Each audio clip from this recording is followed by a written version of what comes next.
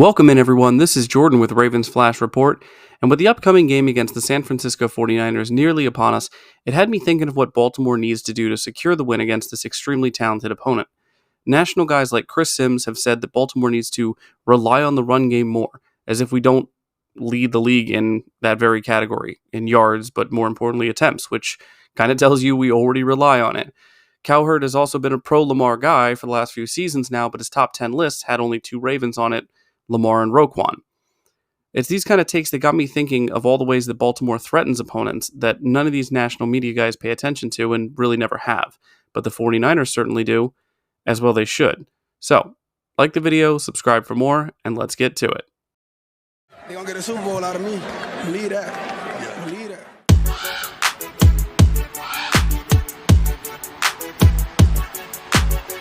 I'm a Raven. It's on. All year. Every year.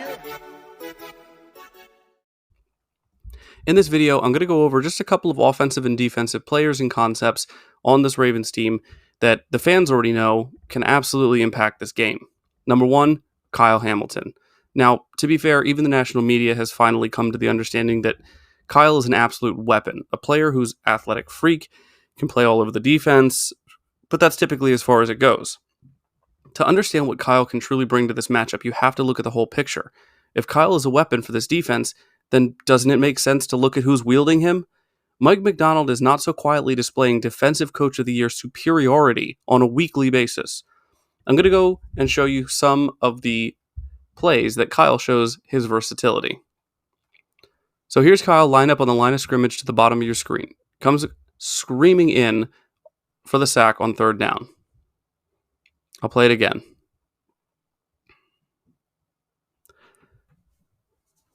Next up, same game, he's up towards the top covering Josh Downs. After the snap, Hamilton immediately breaks into the passing lane, goes up and basically shot blocks Minshew's pass, deflecting it right out of the air. Here it is again.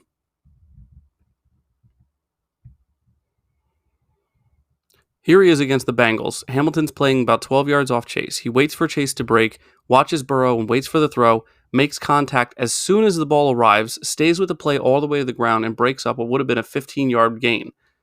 All right, one more time.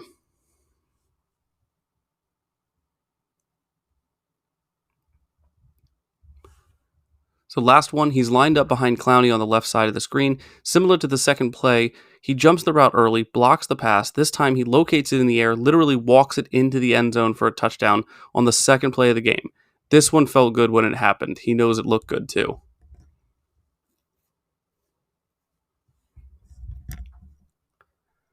The pairing of Hamilton and Macdonald is perfect for this defense. Hamilton excels wherever he's positioned, and Macdonald positions him in places that he can excel. Kyle Hamilton is the most important defensive piece Macdonald has, and so against the 49ers offense, he's going to be charged with making plays all over the field, whether it's getting to McCaffrey in the backfield, covering Kittle or Samuels, or blitzing Purdy. Rest assured that Kyle Hamilton's name will be seen and mentioned a ton in this game. Number two, the run game. I know I said in the open that the Ravens lead the league in yards and attempts rushing the ball, but I believe that Baltimore's ability to run often and effectively is the most important key to cracking this defense wide open and allowing them to control the flow of the game from an offensive standpoint. In Week 9, the Ravens faced a Seattle Seahawks team where they were ranked 8th against the run at the time, allowing only 97 yards per game. The Ravens chose to force the ball down their throat 41 times to the tune of 298 yards, with 4 different players. Lamar goes 10 for 60, Mitchell 9 for 138, Edwards 5 for 52, and Hill with 13 for 40. Huntley did have 4 attempts for 8 yards, but, Anyway, yes, I know that Melvin Gordon is not Keaton Mitchell, but even before we had Mitchell going full tilt in this combination of Jackson, Edwards, Gordon, and Hill, they were averaging over 4.7 yards per carry, and that's just in the 7 games between when Dobbins went down and Mitchell had his coming out party against Seattle. That group had 991 yards on 215 attempts, which comes out to 141.5 yards per game on the ground. Now, Ronnie Stanley's not healthy, and he's not playing well. Pass protection's been a bit shaky, and I'm sure that if early in this game Bosa and the others get to Jackson because of Ronnie's unsteady play, it's going to be like sharks smelling blood in the water. So why not help out Lamar and Ronnie by having our line go on the offensive, setting up run lanes and opening gaps? Remember when Ronnie pulled around the left side and Lamar just ran it in easy? Yeah, you do. It was the first touchdown in that beatdown we gave Detroit in Week 7. Ronnie blocked that guy into the stands behind the end zone. So let's do more of that. Let's take some of the pressure off of the pass protection and make the defense play us honest. Those 49ers pass rush can't just pin their ears back on every single play. If you're enjoying the video so far, don't forget to let me know by leaving a like, and also subscribe if you're new. Next up, number 3, pressure Purdy. In 2 of the 49ers' biggest wins of the season against the Cowboys and the Eagles, there was a trend that I saw that I think can play big into the Ravens' hands. The Eagles game had 1.5 sacks from Fletcher Cox, who's 33 years old, and at this point in the season, Cox has a total of only 5 total sacks. You know who also has 5 sacks on the season? Jalen Carter, their 9th overall first-round pick from this year's draft. You want to guess how many sacks he had against the 49ers? None. But what about the team leader in sacks, Hassan Reddick, who has 11 sacks on the season? Yeah, half a sack. In fact, the only pressure stats from the Eagles for that game outside of Fletcher Cox is Reddick's half a sack, a QB hit by Reddick, and a QB hit by Josh Sweat. In the Dallas game, you have Cowboy defenders like Micah Parsons, who have 12.5 sacks, 14 tackles for loss, and 27 QB hits on the season. DeMarcus Lawrence has 4 sacks, 8 tackles for loss, and 6 QB hits. But the only Cowboy to record a single sack in that game was safety Jaron Kearse. Kearse had 1 of the 2 total QB hits for Dallas as well, and that's it. Basically, the defenses for Philly and Dallas let Purdy do whatever he wanted to them, and he did exactly that. 314 passing yards, 4 touchdowns, and a 148.8 passer rating against Philly, 252 passing yards, 4 touchdowns, and 144.4 passer rating against Dallas. Also, no picks or fumbles for Purdy, so just a good old ass kicking. In the 3 losses that the 49ers had of the season, pressure made a significant difference in the outcome of those games. For the Cleveland game, they had 3 sacks, 5 tackles for loss, 6 QB hits, and an additional 6 pressures, which led to a strip sack that Purdy was able to recover, but also an interception at the beginning of the third quarter. In the Minnesota game, Danielle Hunter had the only sack of the game, but they did have 3 tackles for loss, 3 QB hits, and 8 pressures, meaning that Purdy was pressured on nearly 25% of his dropbacks, leading to 2 interceptions. Lastly, Cincinnati. They sacked him twice, 3 tackles for loss, 7 QB hits, and pressured him in addition 7 times. This unsurprisingly led to Purdy's most turnovers in a game. He had 2 interceptions and a forced fumble, which he lost.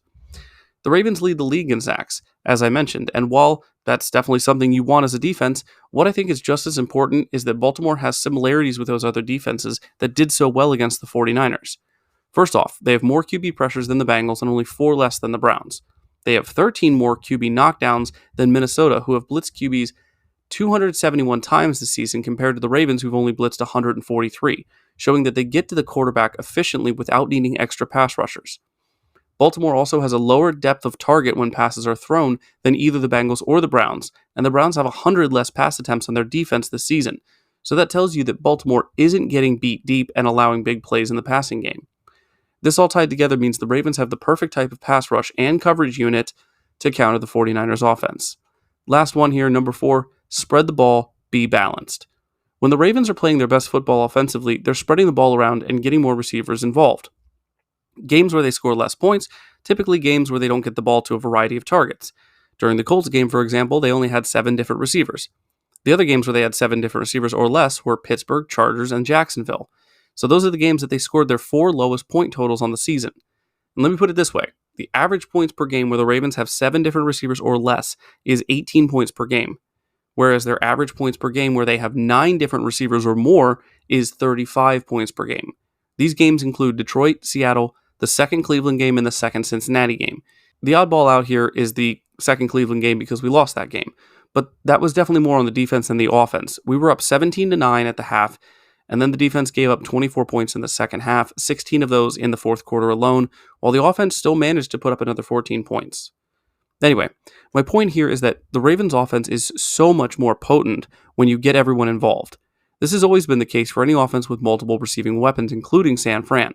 When the defense has to spread out and treat every player as a potential threat to get the ball on any play, no matter the down, distance, or personnel on the field, you have probably the most significant offensive advantage you can over an opposing defense.